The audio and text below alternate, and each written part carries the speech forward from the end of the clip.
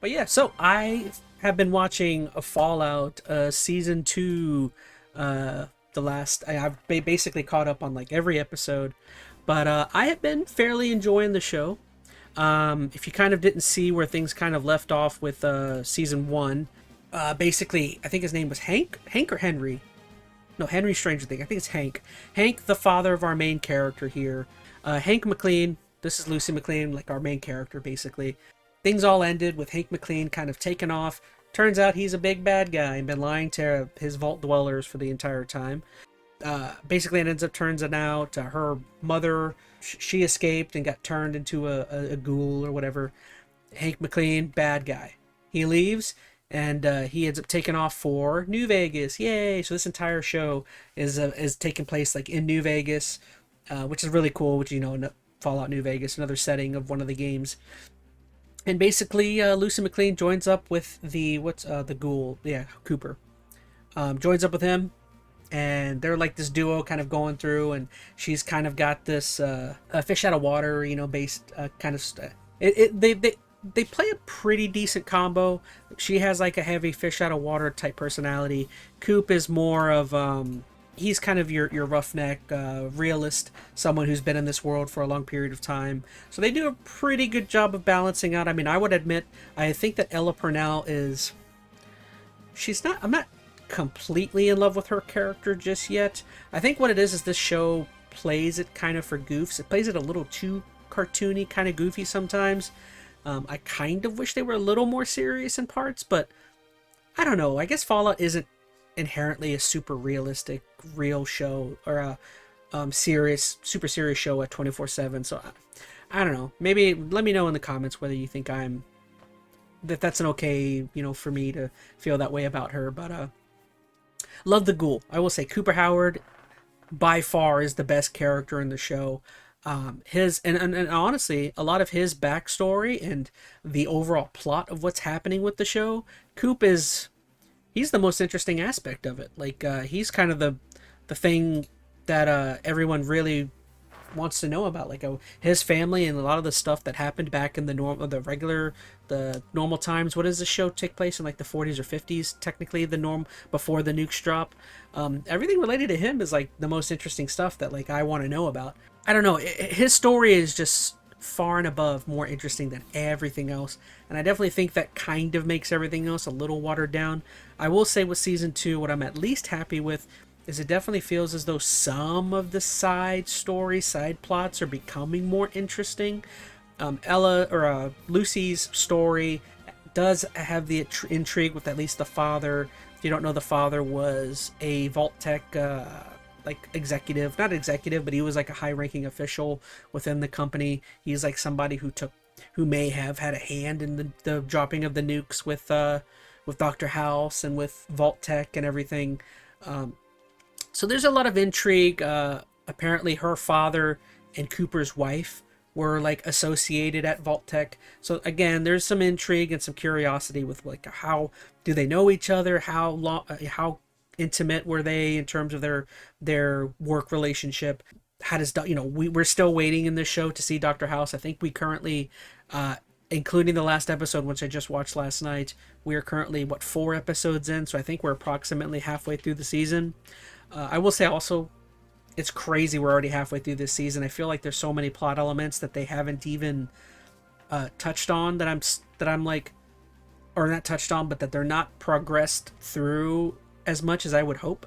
So even though I will say I'm enjoying the season more than season one, I still feel as though this show plot wise is progressing super slowly. Unless they do a crap ton in the last 3 to 4 episodes, I've got a feeling this is probably going to end with there being a lot of plot stuff that's not quite followed through on. Oh, here's Hank for a moment. Overall, though, again, I'm enjoying the show. There's certain plots that I'm not like super thrilled with. At least another thing I'm super happy with is that the Maximus character. I'm definitely happy that him and the Brotherhood of Steel's plot is at least thickening a little bit and becoming slightly more interesting. I feel like the character's acting was pretty bad in the first season. It's gotten slightly better, but what makes it better is I at least think that some of what they're doing is more interesting.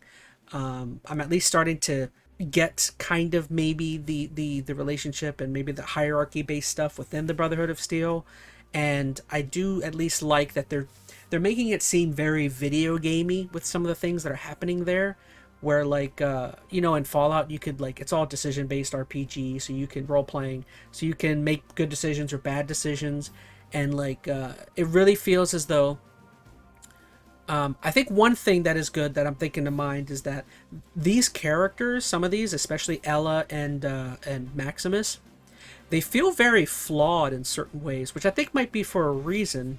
I think what the reasoning is why they're kind of flawed, kind of stupid in points, or naive at points, is I think they're trying to play it very similar to the games where like maybe they're low on attributes in a certain respect, you know what I mean? Where Maximus makes terrible decisions and is very reactionary. So I think maybe some of his like intelligence is like, you know what I mean? Like they're trying to seem, they really make it seem as though people are lacking in certain areas and other people are heightened in certain areas. And I think that I'm actually, you know what? I'm talking myself into that. Maybe I like this show.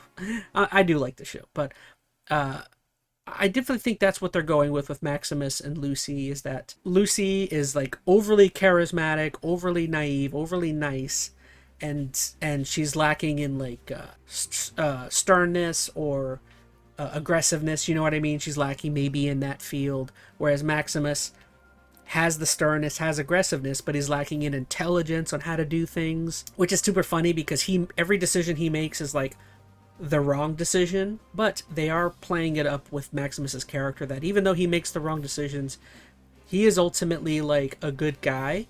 So at least towards the latter end of episode 4, they definitely are like, hey, at least you at least care about people, which is a good thing, and not all is bad with him. But yeah, like I said, I'm liking and not liking. I would say definitely the high points of the show so far. At least with the last episode, we started to delve into. We finally are getting to see some death claws, which I will say that's probably been the most entertaining stuff so far.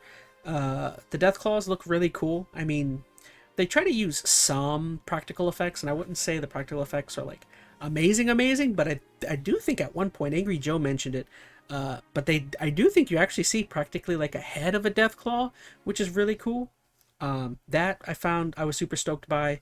They do use a lot of CGI with some of the death claws, which I would say another interesting thing is I think they're kind of messing with some of the plot or the historical stuff. I mean, granted, I think Todd Howard is in on the writing of this show, but I don't know, maybe it's him that's doing it, but I think they're kind of reworking some of the writing because they go back to, what is it, Operation Anchorage, I think what it is, which was a major DLC in either Fallout 3 or New Vegas. I can't remember which one. But they essentially, with Cooper Howard here, they show like a flashback of him technically in Operation Anchorage. And in one of the missions there's death claws.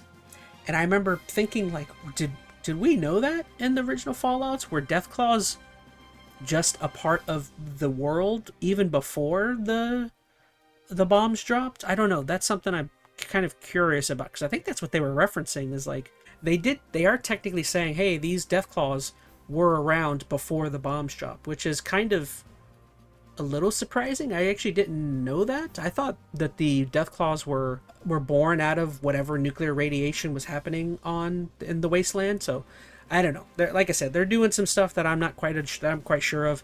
I don't actually hate it. I just didn't, I wasn't expecting it. But I don't know. That's kind of all. Like, I am enjoying the show. Again, there are certain characters I'm not terribly fond of. I think a lot of the stuff that's kind of taking place down in the vaults, I'm not terribly super excited for when it comes to Lucy's brother. When it comes to, like, for all of the, which again, the vault stuff should be some of the most interesting in my opinion.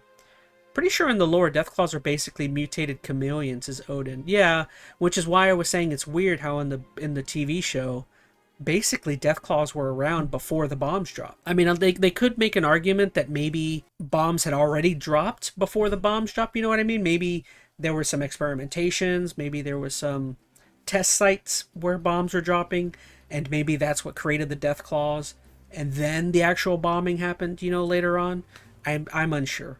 I don't know. I just know Cooper in his normal human form. So this is back when he was in the wars, which, you know, he was a veteran in this story. But in the normal time, right before the bombs, he was in Operation Anchorage. I don't know.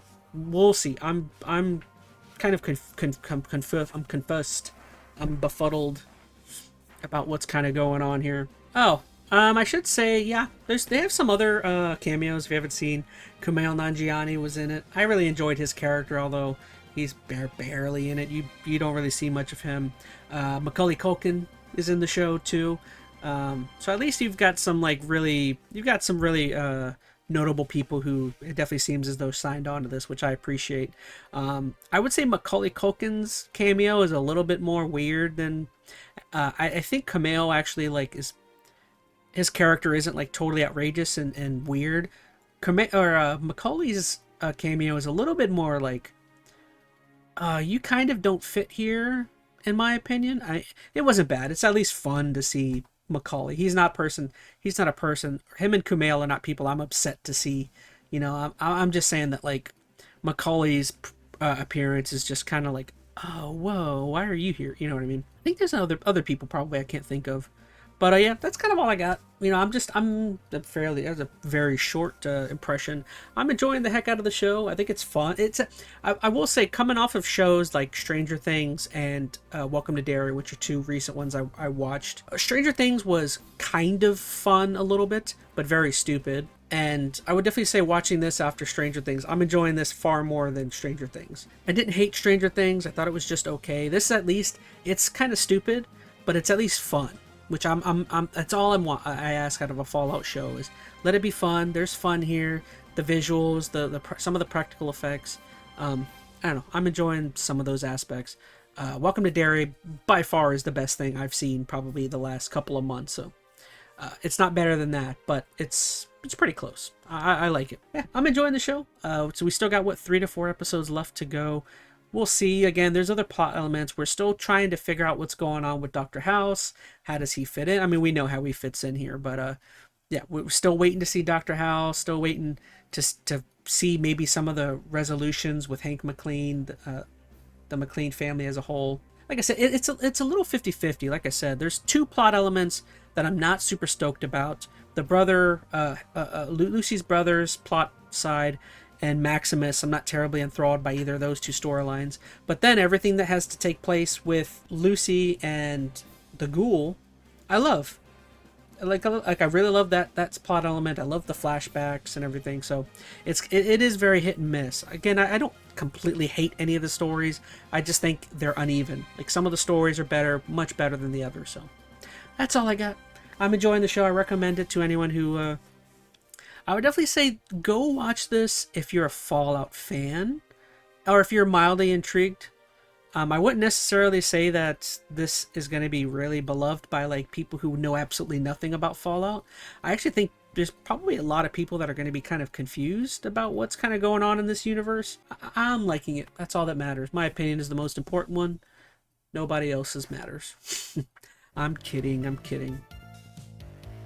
Well, well. Looks like you've reached the end, haven't you, you imbeciles? On Enter ChazmaN, you'll witness gaming brilliance beyond your comprehension. ChazmaN Live brings the drama. Mondays, Tuesdays, Thursdays, Fridays, and Saturdays at 5:30 p.m. EST. Long Plays delivers full journeys, uncut and unspoiled. Join the Patreon, Discord, Instagram, and TikTok below, if you can manage it. Still not following Enter ChazmaN? Then mediocrity clearly suits you.